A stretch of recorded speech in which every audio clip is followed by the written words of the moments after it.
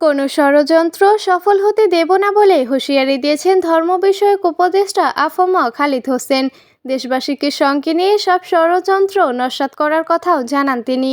দেশের ভেতর ও বাইরে একটি গোষ্ঠী আমাদের সম্প্রীতি নষ্ট করে ঘোলা পানিতে মাছ শিকার করার চেষ্টা চালাচ্ছে। ৩০ নভেম্বর রাজধানীর কাকরাইলে আয়োজিত গুণীজন ও কৃতি শিক্ষার্থী সংবর্ধনা অনুষ্ঠানে প্রধান অতিথির বক্তব্যে ধর্ম উপদেষ্টা এসব কথা বলেন।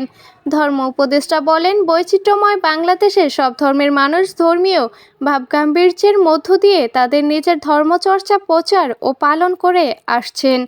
আগামীতেও সবাই নির্বিঘ্নে তাদের ধর্ম পালন করে যাবেন। সাংবিধানিকভাবে সবার অধিকার সমান। উপদেষ্টা আরও বলেন, ব্যক্তি বা গোষ্ঠী যেই হোক, তদন্তের মাধ্যমে চক্রান্তকারীদের বিচারের মুখোমুখি করে তাদের দৃষ্টান্তমূলক শাস্তির ব্যবস্থা করবে সরকার। এদিকে খালিদ হোসেন এও বলেন, সরকার নির্বাচনের দিকে এগোচ্ছে।